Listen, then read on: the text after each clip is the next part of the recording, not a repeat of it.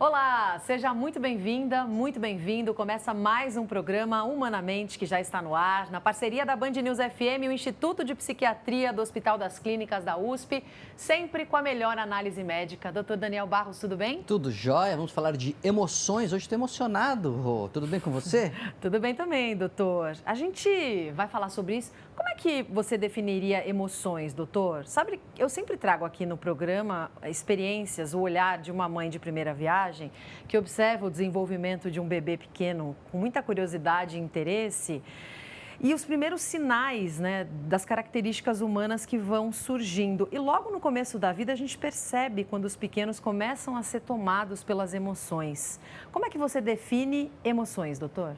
Olha, emoção é uma coisa interessante. A gente vai conversar bastante disso ao longo aí do nosso programa hoje, mas ela é uma reação que a gente tem que inclui tanto aspectos psicológicos, de sentimentos, de coisas que a gente, né, experimenta, como aspectos físicos. Então, algumas coisas acontecem no nosso organismo e até comportamentais. Então, a gente toma determinadas atitudes mais frequentemente quando estamos nessa reação que é chamada emoção. E eu até vou depois querer conversar com a nossa convidada sobre isso. Assim, será que é certo a gente dizer, eu me emocionei e por isso meu coração acelerou e aí eu saí correndo? Ou a emoção é esse conjunto todo? Vou querer saber dela. É uma construção profunda. A gente vai falar sobre esse assunto. Temos o prazer de falar um pouquinho mais sobre o nosso bem-estar, o funcionamento, o que é emoção, o que é sentimento, como a compaixão também pode nos ajudar a habitar com mais conforto essa existência que nos cabe. Conversando com a Elisa Cosassa, ela que é doutora em ciências pelo Departamento de Psicobiologia da Universidade Federal de São Paulo, pesquisadora do Instituto do Cérebro, do Instituto Israelita de Ensino e Pesquisa Albert Einstein, tem vários trabalhos premiados nas áreas de pesquisa e inovação voltadas ao bem-estar e à performance. Está lançando o livro Emoções, Como Lidar, reunindo especialistas para tratar sobre esse assunto. E a Elisa também é surfista, viu? Surfista, vou falar, Tudo viu? bem, Elisa? Bem-vinda. Muito obrigada, Roberta, Daniel, por esse convite. Eu posso dizer que estou emocionada de estar aqui. Ô Elisa, eu falei uma besteira muito grande, hein, né, na minha definição de emoções. Pode corrigir aí a parte que está errada e já me responde essa história de emoção que causa o coração acelerar ou a emoção já é também o coração acelerando? Como é que é essa mistura aí para a gente definir emoção e a partir disso aprender como lidar e como encarar as nossas emoções? Perfeito, Daniel. Eu acho que você foi bem preciso, né, trazendo os vários aspectos do que seria uma emoção, a fisiologia, os aspectos psicológicos, o comportamento, né? E eles acontecem quando, de alguma forma, nós percebemos que o nosso bem-estar está sendo afetado. Está sendo afetado para o bem ou para o mal, mas tem alguma coisa afetando o nosso bem-estar. Então, esse é um ponto, né, que nos chama a atenção. E realmente, a emoção é algo complexo, né? Na verdade, é todo esse conjunto de mudanças físicas, mentais que acontecem, nó no estômago, calor no corpo. Aliás, nós só conseguimos perceber que estamos entrando numa emoção por causa desses movimentos que acontecem no nosso corpo, essas mudanças fisiológicas e que vão levar a mudanças comportamentais. E se a gente não perceber a tempo, podemos até responder emocionalmente de uma forma que a gente não gostaria e levar aí a culpa, arrependimento, vergonha. Ai, meu Deus do céu, por que eu falei isso? Você acha que as pessoas, a falta de autoconhecimento em relação às emoções também dificulta no bem-estar, no entendimento de algumas situações no dia a dia? O que você, como especialista, Elisa, acredita que as pessoas enxergam como felicidade? Qual que é o principal erro nesse sentido? Olha, vamos começar com relação a perceber as emoções, né? Eu acho que uma das coisas melhores que eu aprendi, inclusive foi com tanto com o Paul Ekman, que é um dos grandes pesquisadores da área das emoções, né? E a filha dele, a Ivy Ekman, que uma emoção começa com gatilho. E é o gatilho que a gente precisa conhecer bem. Esse gatilho emocional, ele tem 3 componentes. O evento em si, né, do tipo: "Ah, fulano não prestou atenção em mim, me desprezou, né, foi menosprezado", alguma coisa assim, isso é o evento. Mas além do evento, tem uma coisa chamada pré-condição, que é como é que eu estava na hora em que esse evento aconteceu. Eu estava calma, estava bem, estava tranquila, eu já estava com uma ansiedade, eu já estava com uma irritação, e além disso, tem um terceiro componente muito importante, que é algo que nós temos que explorar e buscar conhecer mais, que é a nossa base de dados emocional, todo o nosso histórico de emoções que tivemos durante a nossa vida. Então, o que será que aconteceu na infância que pode fazer com que ser menosprezado, por exemplo, seja algo que tenha uma grande importância para mim? Talvez para outra pessoa passe batido, né? Ah, alguém não me respeitou ali, mas é bobagem, a pessoa não devia estar bem. Mas algumas pessoas ficam muito afetadas por isso. Provavelmente é por causa da sua base de dados emocional. Então, olhar muito para o gatilho de uma emoção, que é o evento propriamente dito que aconteceu, a pré-condição, que é como eu estava me sentindo no momento em que acontece esse evento, e a minha base de dados emocional, que contém todas essas informações sobre a vida emocional, desde lá, sei lá, minha vida intrauterina. Costumo dar um exemplo, né, Elisa, do o chefe vai lá, chama o departamento ali, chama lá meia dúzia de funcionários dele e dá aquela bronca, dá aquela escovada para cima de todo mundo. E aí termina a bronca, um sai chorando, tremendo, acha que vai perder o emprego, o outro sai dando risada, não tá nem aí para nada, o outro não foi afetado, o outro fica com raiva, né? Um com medo, um com raiva, um feliz, o outro indiferente. Porque É, eu o acho que outro tem. acha que foi um feedback bom. Pois é, porque eu acho que tem a ver com isso que você está dizendo, né? O estímulo foi aquele, foi a bronca que foi igual para todo mundo. Mas nem todo mundo estava do mesmo jeito naquele instante, e mais do que isso, nem todo mundo vem com o mesmo repertório, né? E aí acho que liga com a pergunta da Roberta, o comentário que a gente fez, que é muito importante a gente se conhecer, né, Elis? A gente tem que estar prestar atenção não só nos gatilhos, que talvez até seja mais fácil a gente prestar atenção, mas também nesses nossos pressupostos, né, naquilo que a gente acredita. Aí só com terapia, né, Elisa? Pois é, e eu acho muito importante a pessoa saber que quando existe um sofrimento, por exemplo, que está sendo muito importante na sua vida, talvez seja a hora de buscar ajuda de um profissional de saúde mental, um psiquiatra como o Daniel, ou um psicólogo, né? Eh, Outras pessoas ainda buscam a psicoterapia independentemente de um evento específico, mas para se conhecer mais, eu acho que é importante saber que existe esse recurso, né? Agora, voltando um pouco para a pergunta da Roberta sobre felicidade, porque isso é um tema que eu sempre gosto de ler muito e de conversar a respeito, porque acho que a grande pergunta é de que felicidade nós estamos falando. Já diziam os gregos, né, e inclusive lá no livro nosso, Emoções como Lidar, nós temos 2 capítulos sobre filosofia das emoções, então, tanto dos filósofos ocidentais quanto dos filósofos orientais. E uma das questões que já é trazida lá pelo próprio Aristóteles é a questão da felicidade, que a gente conhece como hedônica, e a felicidade eudaimônica, né. A hedônica é essa de satisfação imediata, do tipo: "Ai, eu quero comprar isso no shopping, eu vou lá, eu compro e eu fico feliz". Essa felicidade vai durar quanto tempo, né? Então, e daqui a pouco eu já vou querer a próxima, então é algo viciante essa felicidade hedônica. E se a gente tiver uma vida pautada em felicidade hedônica, provavelmente vai chegar lá no finzinho da nossa vida, a gente vai olhar para trás e falar assim: "Ih, caramba, né, eu acho que faltou o principal". O principal que a gente pode dizer é a felicidade eudaimônica, que é aquela mais duradoura, em que nós conseguimos cultivar dentro de nós e compartilhar com as pessoas, aqueles momentos em que estamos com os nossos amigos, com as nossas pessoas queridas, nossa família, e estamos ali tendo uma interação que nós sabemos que está levando a um crescimento pessoal, que está levando a algo maior.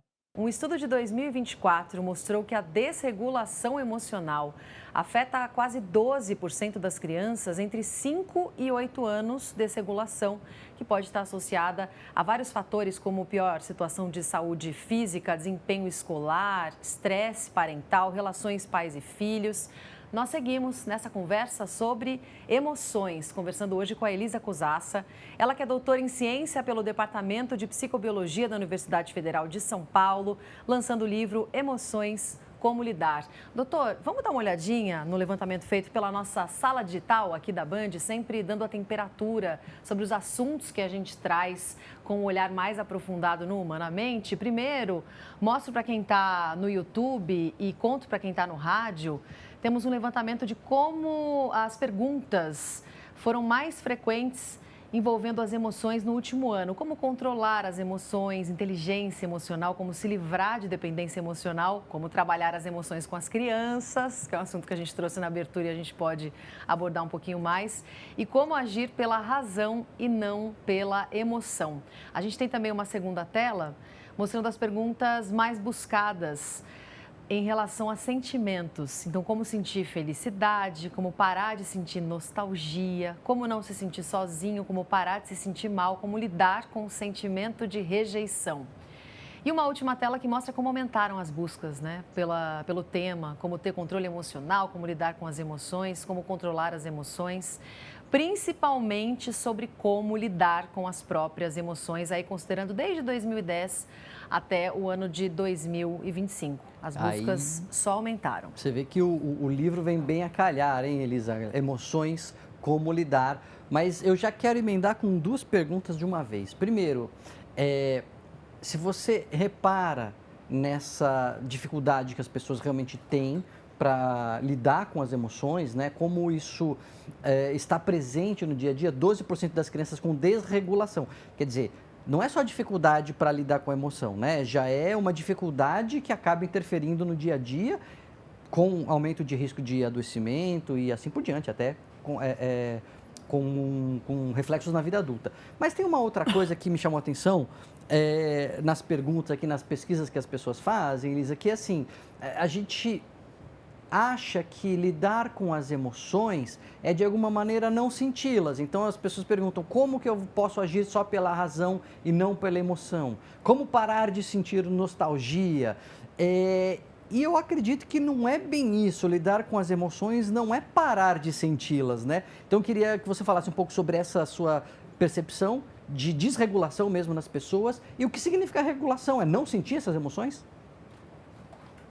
Pois é, eu acho que um dos pontos que me chamou a atenção é que a palavra controle, né? Então, a ideia de controlar parece aquela coisa de dominar, de suprimir, e quando a gente tenta fazer isso, é muito pior.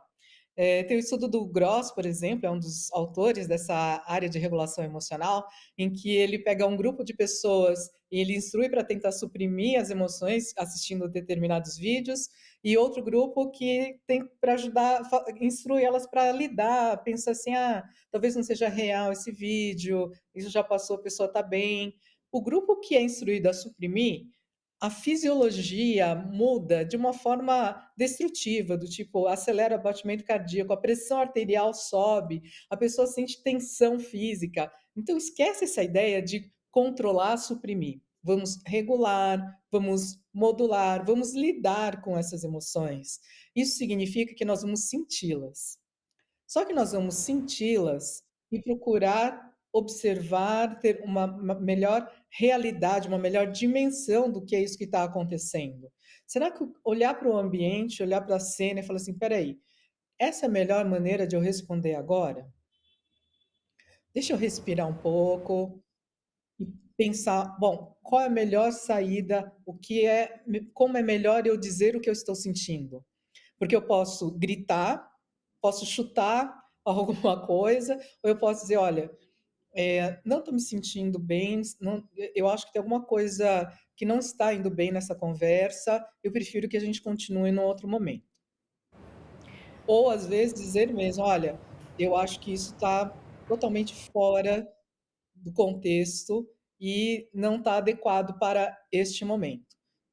é diferente de eu chutar, de eu gritar, de eu espernear, né, e ao Uhum. mesmo tempo eu estou trazendo a mensagem que eu preciso trazer. Aliás, muitas vezes as pessoas ficam com vergonha de dizer o que elas realmente estão pensando, e isso faz com que depois elas se sintam arrependidas de não terem falado nada. Quantos de nós não passamos por isso? Então, o que eu acho importante é voltar para aquela ideia de reconhecer as emoções. Aquela história da pré-condição, do evento, da minha base, realmente a gente ter mais autoconhecimento é isso que vai nos levar a responder melhor emocionalmente. Deixa eu E, só pegar esse aham. gancho, Rô, porque eu estava lembrando, assim, teve uma fase da minha vida de mais cansaço. Eu conto essa história, já contei aqui também, que eu estava mais irritado, mais cansado, não estava dormindo direito. Parecia que eu estava ficando deprimido. Não era, no final das contas, era cansaço mesmo, mas eu lembro da sensação, Elisa, de estar vivenciando situações corriqueiras que estavam me irritando. E aí eu via as crianças fazendo alguma coisa, ou em casa, né? Eu estava com os filhos pequenos, até por isso que eu estava cansado. E eu falava, mas não era para isso estar me irritando, mas isso está me irritando. E aí eu, com a experiência, até conversando com os pacientes, eu falo sobre isso, né? De que, pô, imagina você chega em casa e seu filho quebrou um vaso, mas você teve um dia tranquilo, você está de bem com o chefe, você não pegou trânsito, você almoçou bem, você está descansado. Você fala, ah, que pena, acidentes acontecem. Agora você está um dia que, meu, você está irritado, brigou com o chefe, brigou no serviço, pegou trânsito, tomou fechada, furou o pneu, você chega e você vê um vaso quebrado. A resposta emocional, ela difere pelo que você chamou, né, de pré-condição, de como eu estou naquele momento. E a gente estar atento a isso ajuda, de alguma maneira, a modular a sua reação emocional. Não é não sentir, não é suprimir, mas modular. Racionalmente, naquele momento, você fala, puxa, isso não é para tanto. E aí, dá aquele passo atrás. Nem sempre é fácil, mas certamente não vai acontecer se a gente não tiver alerta. E se a gente tiver alerta, talvez a gente consiga, pelo menos de vez em quando, né? Eu E a achei. gente perceber que a gente não pode ficar desculpa, gente. E a gente perceber que a gente não pode ficar trazendo um contágio, né, do tipo assim, o meu chefe não estava bem, falou mal comigo, eu chego em casa, eu falo mal com meu esposo fala mal com, sei lá, quem se alguém tiver um filho, com o filho ou com o gato, cachorro. Então, assim, olhar para isso e quebrar esse contágio, né, dar um fim a ele. Achei muito interessante quando a Elisa traçou o ponto do controle e explicou sobre aceitar as próprias emoções, porque eu acho que tem a ver também esse respeitar o que estamos sentindo, até com autoestima. E aí fiquei pensando nas crianças, Elisa, como é que a gente ensina as crianças a respeitarem as próprias emoções se a gente muitas vezes não tem esse autoconhecimento para olhar para as nossas? Olha, eu vejo que o mais importante é dar o exemplo, né.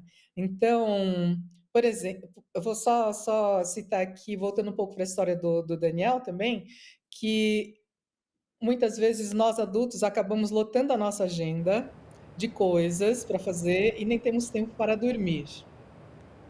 É muito importante a gente ter um olhar para a nossa vida. Então, uma das coisas que eu costumo dizer é: proteja os seus horários de descanso. Olhe, por exemplo, que você precisa dormir 7, 8 horas. Isso é inegociável. Ninguém fica bem se não dormir bem. Então, comece, por exemplo, protegendo os seus horários de sono. E a partir daí, você vai ter uma oportunidade de construir um dia muito mais produtivo de um lado e com mais qualidade. E se eu tiver mais qualidade, eu vou poder chegar e olhar para as minhas crianças, olhar para os filhos e acolher também o dia difícil que essas crianças podem ter tido, a birra, enfim. E hoje em dia, muitas escolas também estão tendo a iniciativa de aprendizagem socioemocional. Um dos estudos que nós temos feito lá no Einstein está justamente relacionado com a aprendizagem socioemocional em escolas públicas, com professores, também com as crianças. Temos um estudo que fizemos aí com crianças de quarta e quinta série, estamos terminando as análises, enfim, mas a gente já percebe a diferença que pode fazer ter esse tipo de aprendizagem na escola. Tem uma dica, ô Elisa, de como lidar com as emoções, que tem muito a ver com meditação, que é uma área que você também estuda bastante, já publicou bastante estudos científicos sobre isso, que a gente estava falando sobre aceitar, né? E a gente quando é tomado por uma emoção, muitas vezes a gente não vê mais nada e a gente acha que aquela é a verdade, que essa raiva é quem eu sou, ela é o que é, e a gente esquece. Depois de cabeça fria, né, você lembra, mas a gente esquece que emoções vêm e vão. As emoções, elas são como ondas, e tem, quando você põe meditação guiada para fazer e tal, às vezes aparece isso, né? Não, veja como uma nuvem, o pensamento passa, a emoção passa. Isso tem a ver com essa coisa do acolher, saber que é normal e deixar passar, mas não agir em função daquilo que está sentindo. Isso tem tudo a ver com a filosofia das meditações, né, Elisa? É por isso que Sim, exercícios de meditação de fato ajudam a gente a lidar com as emoções de uma maneira mais saudável? sim. Existem diferentes tipos de meditação, mas eu vou falar sobre uma delas, que é a gente passar a observar o que surge em nós sem reagir imediatamente. Então, simplesmente observar uma emoção que surge e perceber que ela pode ir embora. Observar um pensamento que surge e perceber que ele pode ir embora. E a partir do momento que eu passo a ter esta consciência, essa percepção, eu descubro uma coisa muito básica: eu não sou minhas emoções, eu não sou meus pensamentos, eu sou o observador. Eu sou a pessoa que observa pensamentos que surgem, emoções que surgem, e eu posso engajar, né, ir atrás, me deixar arrastar ou não. Eu vou acertar 100% das vezes? Também não, mas eu vou conseguir acertar muito mais vezes do que se eu não perceber que existe essa diferença entre o que surge e o que eu sou. A partir do momento que eu percebo isso, eu tenho uma oportunidade de talvez respirar algumas vezes, me acalmar e pensar assim: "Bom, ok, e agora? Qual é a melhor resposta que eu vou dar?". É interessante você falar isso, que eu lembro de pacientes, por exemplo, com depressão, né? Que muitas vezes ficam mais irritados, né? Fica mais reativo, as emoções negativas ficam mais intensas. E aí a pessoa começa a melhorar e consegue perceber muito essa diferenciação. Então, tinha um problema e o problema continua lá. Mas antes parece que aquele problema pegava no estômago da pessoa e gerava uma emoção que aquilo subia o sangue e desequilibrava de uma maneira que agora o problema continua lá. Ela continua chateada com aquilo, continua tendo que lidar, mas parece que não reage de maneira tão intensa, não pega, né? Não gruda dentro dela ali de alguma maneira. É isso, né, Elis? É dar esse passo atrás e é uma habilidade que pode ser Isso. treinada, né? Existem protocolos, inclusive, para pacientes com depressão, ansiedade, que são ensinados justamente para que a pessoa possa aprender a fazer essa distinção, né, entre o eu, o que surge e que o que surge vai embora, né. E que eu não devo, me deixar dominar pelo chamado período refratário de uma emoção, que é esse que você deu de exemplo, né, Daniel, em que a pessoa se deixa levar pela raiva, se deixa descontrolar, porque naquele momento ele está totalmente identificado. Então, se conseguir um passo atrás, ter feito uma desidentificação, provavelmente você não vai se deixar arrastar. Elisa, você poderia explicar de uma forma simples como fazer algum tipo de meditação? A gente conhece alguns tipos, né, doutor Daniel? Mas muitas vezes o ouvinte quer começar e não entende como. Até porque essa conversa sobre observar as próprias emoções sem julgamento nem sempre é muito fácil. Queria que você explicasse o poder dessas técnicas também, no sentido da gente se olhar com um pouco mais de autocompaixão. Pois bem, vamos lá. Eu tenho feito alguns estudos com práticas bem curtinhas, do tipo 3 minutos e 20 segundos, né, tem um relaxamento de 3 minutos e 20 segundos que nós já testamos literalmente em milhares de pessoas. E ele realmente faz com que o estado emocional mude do pré para o pós 3 minutos e 20 segundos. A pessoa percebe, emoções mais negativas reduzindo, e mesmo se a pessoa estava com emoções positivas, essas emoções positivas elas ficam mais positivas depois de você fazer um breve relaxamento. Então, basicamente ele consiste em você respirar algumas vezes, soltando os músculos, né, desde a testa, os músculos ao redor dos olhos, mandíbula, puxa os ombros para cima, solta, relaxa, relaxa os braços, inspira profundamente, enche o peito do ar e solta, mais uma vez, relaxa o abdômen, vai até os pés. Na hora que você chega até os pés, é muito curioso como isso é o suficiente para mudar esse estado inicial para a maior parte das pessoas, né? Aquelas que estão eventualmente já num período, né, refratário, como a gente tinha falado, tal, talvez elas levem mais tempo. Mas, em geral, esse tempo de 3 minutos e 20 segundos é bem suficiente para as pessoas conseguirem se sentir melhor. E quando a gente fala em autocompaixão, é uma coisa que as pessoas precisam conhecer mais, ler mais, perceber que elas precisam olhar para si com um olhar mais acolhedor, né? Tem algumas práticas que eu sugiro as pessoas fazerem com as mãos sobre o peito, porque isso representa para a pessoa um apoio que ela está dando a si mesma. Respirar algumas vezes, pensar: sou um ser humano, tenho meus momentos difíceis, mas vamos lá, vamos seguindo em frente, sabe? Acho que são coisas que podem ajudar bastante as pessoas no seu dia a dia. É engraçado, né, Elisa, porque a gente recebe na nossa vida, na construção do nosso repertório emocional, daquela base, né, que você falou emocional, a gente recebe muita crítica, muita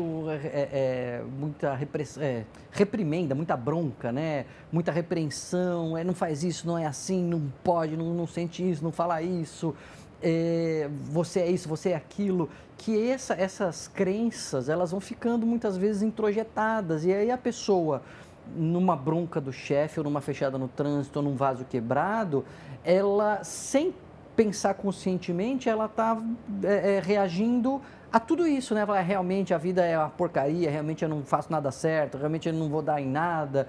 E esses exercícios de autocompaixão repetidos, né, vêm tentar um pouco corrigir essas crenças distorcidas, né? Mas calma, quebrou um negócio ou tomou uma fechada, tomou uma bronca, não significa que você é um incompetente, que você está condenado, que não vai dar nada.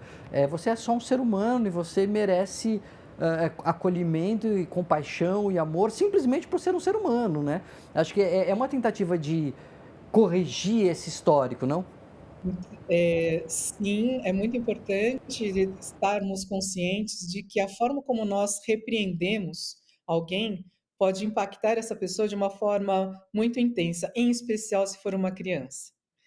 A criança, muitas vezes, ela ainda não tem capacidade de discernir se aquela bronca foi por algo que ela fez ou se é por ela.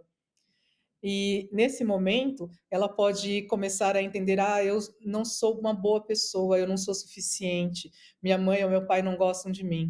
Então, é muito importante a gente ter o cuidado de como fazer essa repreensão ou de como dar um feedback que ele seja construtivo, tanto para os adultos, mas principalmente para as crianças.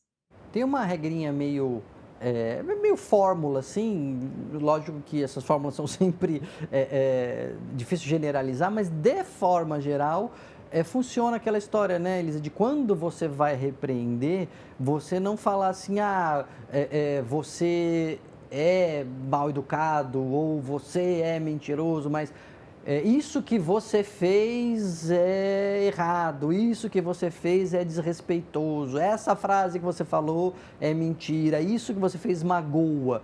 Porque aí você está tentando ajudar a criança justamente a entender que você não está falando dela, mas de uma atitude. E isso pode ajudar, né? Assim, a separar as coisas. E, aliás, quando a gente fala para a criança, no fundo, a gente está falando para a gente mesmo, né? A gente também deveria ter esse exercício com a gente mesmo, com os outros e até com a gente mesmo na autocompaixão, né? E uma coisa que eu acho importante é a gente perceber a nossa pré-condição na hora que vai falar com o outro, principalmente se esse outro é a criança. Se eu já não estou bem, será que é a hora de eu falar com essa criança?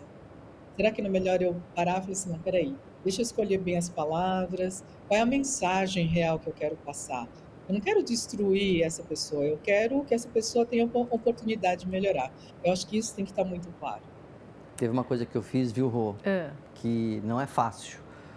porque a gente erra também, e às vezes você não percebe a sua pré-condição e você fala errado. E uma coisa que eu fiz desde pequeno, meus filhos já estão pré-adolescentes, mas eu ensinei eles a me corrigirem quando eu errava no tom. E não é raro, quer dizer, graças a Deus é mais raro do que frequente, mas acontece deles falarem, olha, do jeito que você está falando, não é assim e tal, e aí eu tenho que pedir desculpa e de alguma maneira estou ensinando eles também a pedir desculpa, né? Mas eu vou falar, é um exercício de humildade ali, que você tem que estar Achei perigoso. Atento, viu? Atento. Ô, Elisa, e para terminar, no mundo que a gente vive, né, com redes sociais, essa sobrecarga enorme de informações que estamos expostos o tempo todo, polarização política, quais são os principais desafios que você vê para uma regulação emocional saudável? Em primeiro lugar, observar se vale realmente a pena defender uma determinada ideia. Será que ela é verdadeira? Será que ela é real? Quando a gente fala em polarização, geralmente estamos sendo arrastados para um lado ou para o outro. Então, o que realmente é a verdade que está acontecendo? Por que eu estou querendo defender tanto uma ideia? Né? E também, se eu perceber em algum momento que essa ideia não era bem correta, eu preciso ter a humildade de pedir desculpas, como o Daniel estava comentando. Eu acho que pedir desculpas é uma das coisas que eu menos tenho visto ultimamente. Conseguir pedir desculpas é uma dificuldade grande, mas que precisa ser superada para que a gente possa ter relações saudáveis. Então, vamos aprender a pedir desculpas. Nós conversamos no Humanamente com Elisa Cosassa, doutora em Ciências pelo Departamento de Psicobiologia da Universidade Federal de São Paulo, autora de Emoções, Como Lidar. Elisa, muito obrigada pela participação. Já fica o convite para as próximas participações aqui no Humanamente. Bom trabalho para você. Muito obrigada. Obrigada, Roberta. Obrigada, Daniel. Obrigado, Elisa. Boa sorte aí com o livro. Parabéns e até uma próxima. Na próxima ela volta para falar do surf, né? Que não deu tempo. Pois é, a gente fala sobre surf. Vamos falar. Dos atletas também. Obrigada, viu, Elisa? E termina aqui, gente, mais um programa Humanamente, parceria da Band News FM, Instituto de Psiquiatria do Hospital das Clínicas da USP. Se você pegou o programa pela metade, pode procurar a íntegra no site da Band News FM, pelas imagens gravadas direto da sala digital, na direção do Cauê Marques, que você encontra no YouTube da Band News FM e também nos principais tocadores de streaming aí na versão em podcast. Dr. Daniel Barros, até semana que vem. Até lá.